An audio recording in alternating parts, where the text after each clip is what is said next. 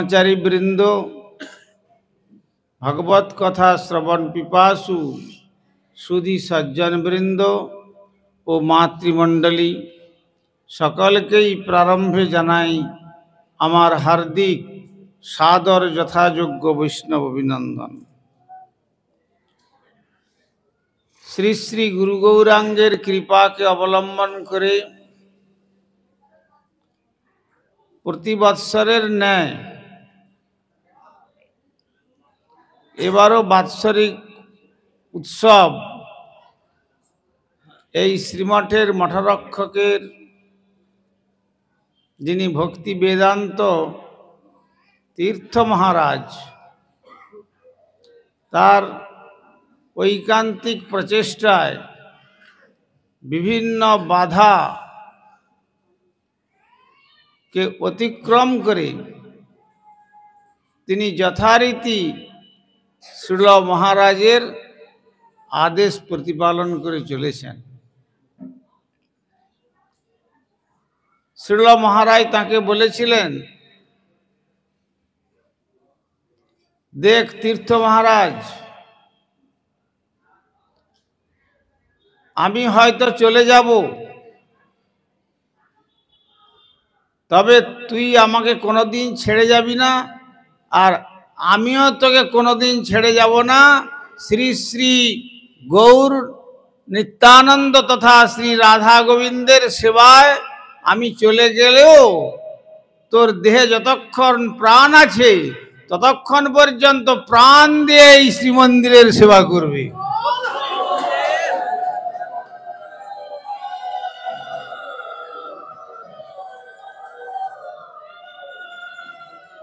তিনি তার অভিন্ন শ্রী গুরুপাদ পদ্মের আদেশ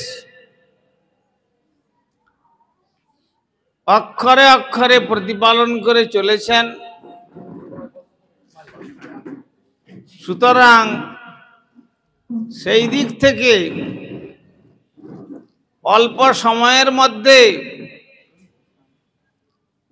শ্রীল মহারাজের শ্রীঅঙ্গ বহু বাধা বিঘ্নের মধ্যে থেকে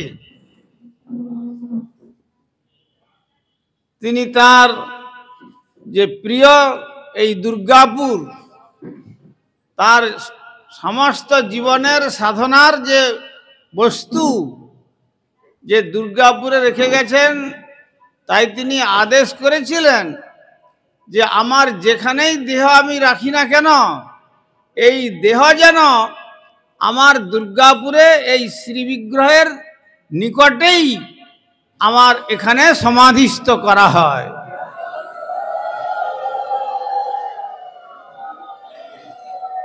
তাই প্রচুর বাধাকে অতিক্রম করে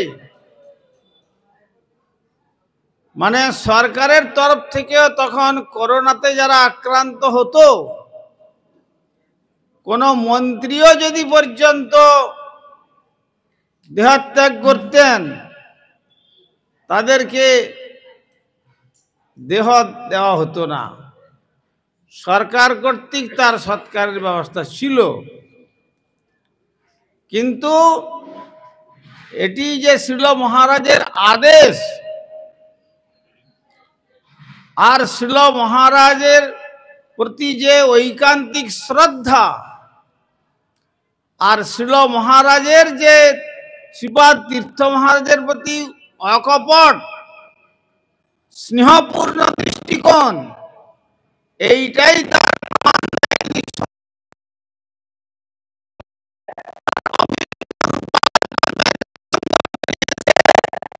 সুন্দর সুরঙ্গ মন্দির করে সেখানে তাকে সমাধিস্থ করে। অতএব তিনি আমাকে একবার বলেছিলেন প্রকট লীলাতে যখন মায়াপুরে নিমন্ত্রণ করতে যেতেন তখন বলতেন আমি মনে মনে সংকল্প করে আসছি আজ দুপুরে আপনার এখানে প্রসাদ পাবো। আমি বললাম ঠিক আছে, আপনি এত বড় মঠের আচার্য আর এই কাঙ্গালের ঘরে শাক অন্ন যদি পেয়ে আপনি খুশি হন, তার জন্য আমি সর্বক্ষণ প্রস্তুত আছি, আপনি কৃপা করে সেবা গ্রহণ করবেন।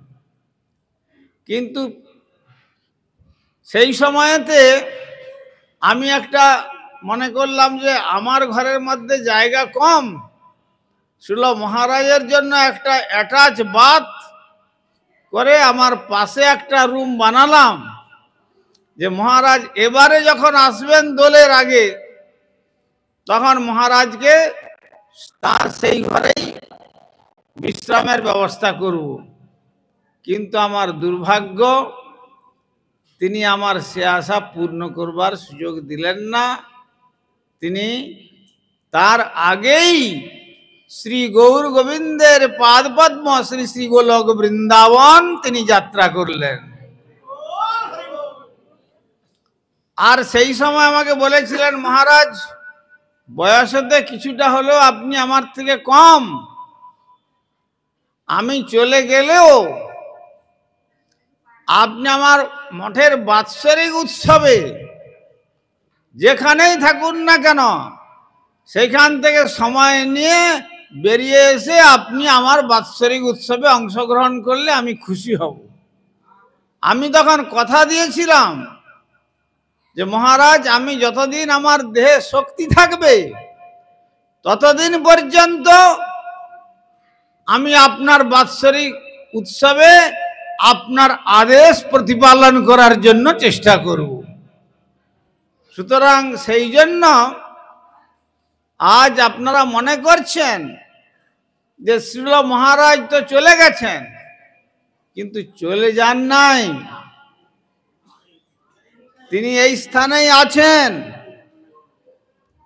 তার সমস্ত জীবন ধরে যে এই দুর্গাপুর অঞ্চলকে তিনি যে দৃষ্টিভঙ্গির দ্বারা তার সাধন শক্তি বিস্তার করেছিলেন, সেই সাধন শক্তির প্রভাবে তিনি এখন সমাধিস্থ হয়ে প্রকট লীলায় উপদেশ নির্দেশ দিয়েছেন।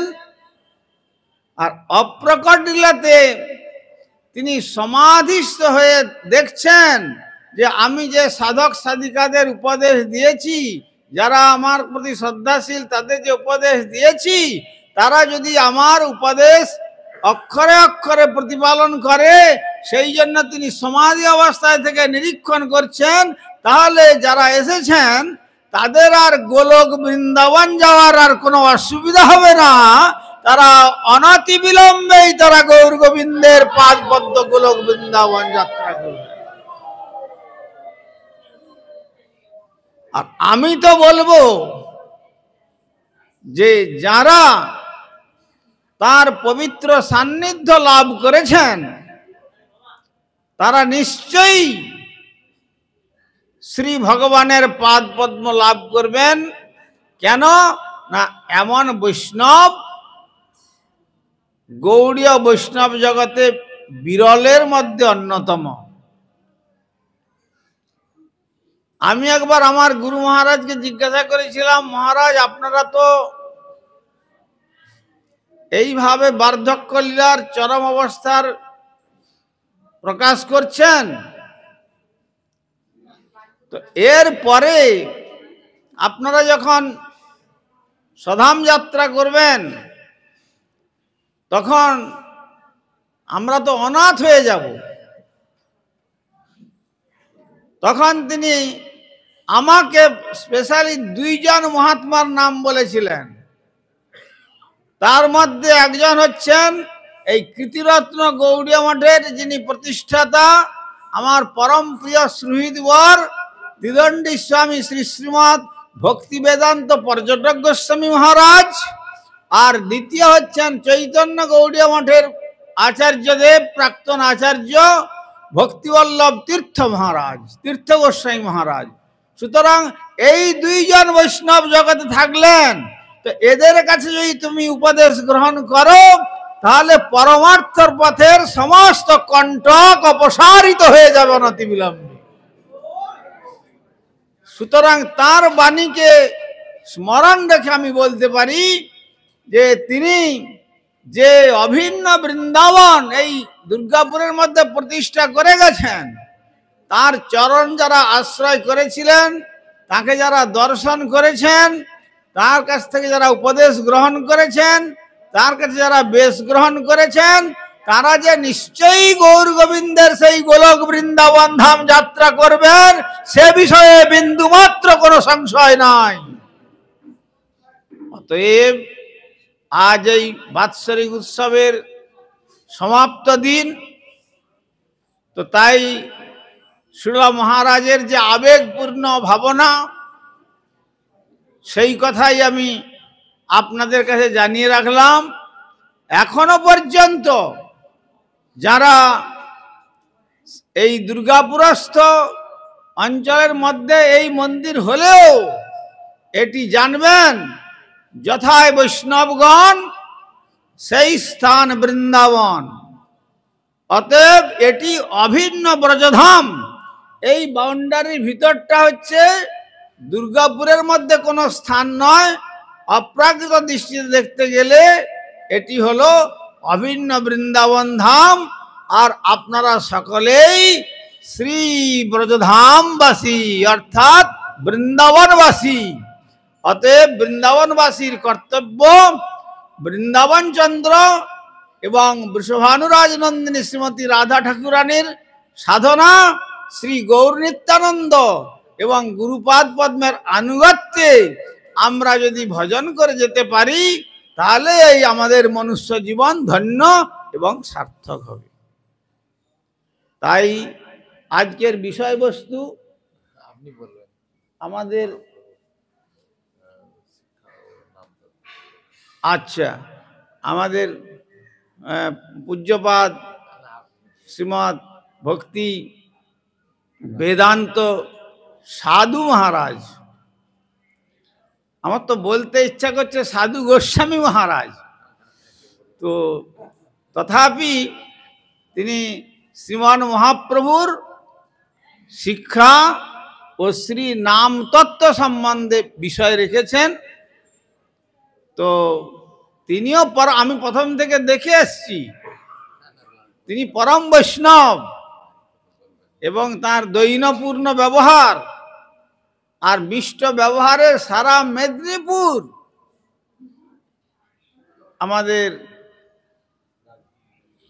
যেমন শ্রীল বামন গোস্বামী মহারাজ সমাদৃত, তেমনি শ্রীল পর্যটক গোস্বামী মহারাজ সমাদৃত।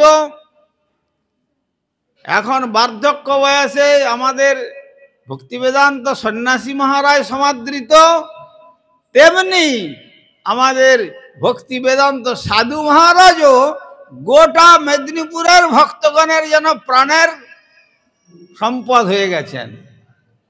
তাকে সকলেই ভালোবাসেন, তার মিষ্ট ব্যবহারে সকলে অত্যন্ত সন্তুষ্ট। আর তিনি বিভিন্ন স্থানে প্রচার করেন, ভালো হরিকথার প্রচারক। যাই হোক, তিনি আমাকে আদেশ করেছেন যে শ্রীমন মহাপ্রভুর শিক্ষা ও শ্রী নাম তত্ত্ব বিষয়বস্তু অবলম্বনে বক্তাগণ, সময় তো কম, সুতরাং সংক্ষিপ্ত সময়ের। ও আচ্ছা, আমাদের আরো একটি সৌভাগ্যের বিষয়, মিঠাপুকুর শ্রীকৃষ্ণ চৈতন্য মঠের আমার বিশেষ উপদেশক নিত্যলীলা প্রবিষ্ট শ্রীমৎ ভক্তিজীবন আচার্য গোস্বামী মহারাজ, তার কৃপাপাত্র এবং বর্তমান মিঠাপুকুর শ্রীমঠের আচার্যদেব শ্রী শ্রীমৎ ভক্তি চন্দন অরণ্য গোস্বামী মহারাজ, তিনিও উপস্থিত হয়েছেন। আর এক আচার্য, তিনি হচ্ছেন আমাদের ভক্তি নয়ন তীর্থ গোস্বামী মহারাজ, তিনিও উপস্থিত হয়েছেন। তারপরে ভক্তি শ্রীনিবাস আচার্য, শ্রীনিবাসাচার্য মহারাজ উপস্থিত আছেন। তারপরে রয়েছেন ভক্তি ভক্তি প্রপন্ন গিরি মহারাজ, ভক্তি প্রপন্ন সাধু মহারাজ, আমাদের ভক্তি বেদান্ত শ্রৌতি মহারাজ, ভক্তি তীর্থ মহারাজ, তারপরে আমাদের নরোত্তম প্রভু, ভক্তি বেদান্ত সাধু মহারাজ, তারপরে সর্বশেষ আশীর্বাণী দিবেন। আশীর্বাণী তার নয়, শ্রীল ভক্তি বেদান্ত পর্যটক গোস্বামী মহারাজের পক্ষ থেকে আশীর্বাণী দিয়ে আমাদের সকলকে তৃপ্ত করবেন ভক্তি বেদান্ত তীর্থ মহারাজ। সুতরাং আজকে অনেক বক্তা, তো তাই সকল বক্তাগণের নিকট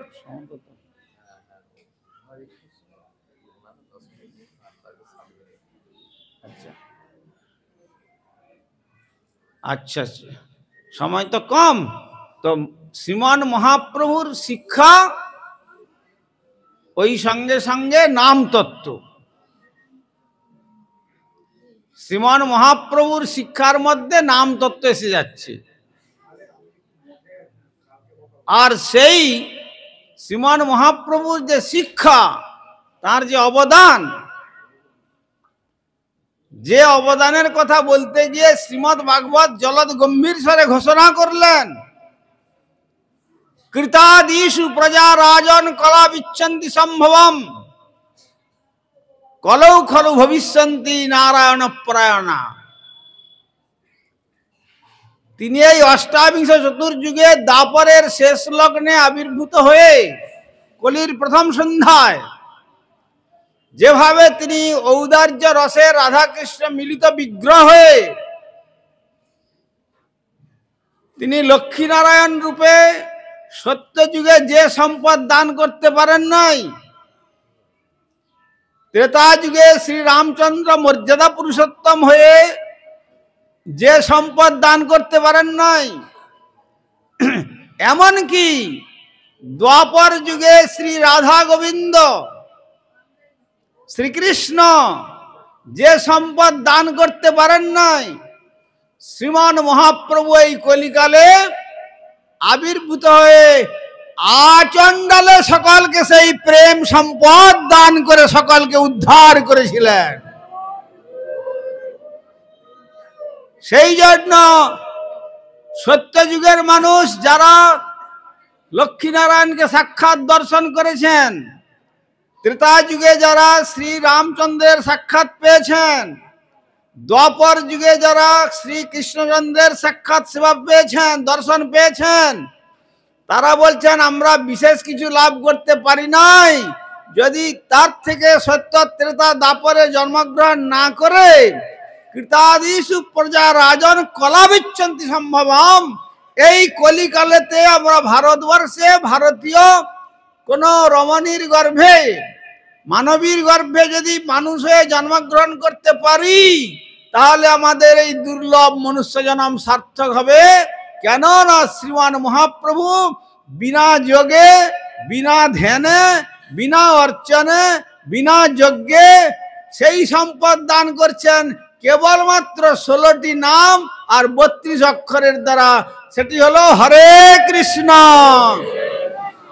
হরে কৃষ্ণ কৃষ্ণ কৃষ্ণ হরে হরে, হরে রাম রাম রাম হরে হরে। আর শুধু কি তাই, সত্যযুগে যৎকৃতে দশম বর্ষে, সত্যযুগে 10 বৎসর এক আসনে বসে আহার নিদ্রা বর্জন করে ধ্যান করলে যে ফল পাওয়া যেত, ত্রেতায়াং হায়নে নবা, ত্রেতা যুগে 6 মাস এক আসনে বসে যজ্ঞ করতে করতে অঙ্গ ধূম্রবর্ণ হয়ে যেত। 6 মাসের যজ্ঞের ত্রেতা যুগের সাধনার ফল। দাপরে যৎসমাসেন, দাপরে 1 মাসের অর্চনের ফল।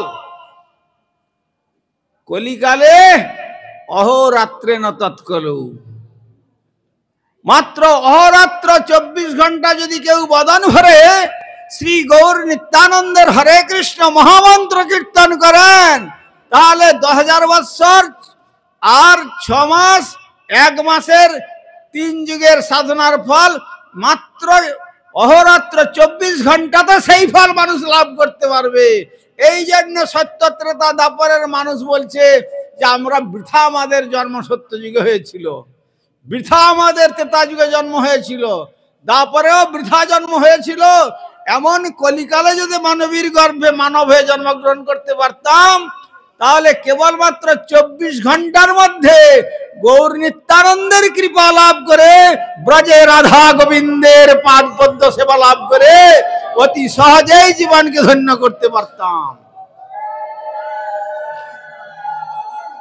এই হলো মহাপ্রভুর অবদান। তো আমি আর বেশি সময় প্রারম্ভিক বক্তব্য দেব না। এখন আমাদের প্রথম বক্তাদের 10 মিনিট করে সময় দেওয়া হচ্ছে। তারপরে আমাদের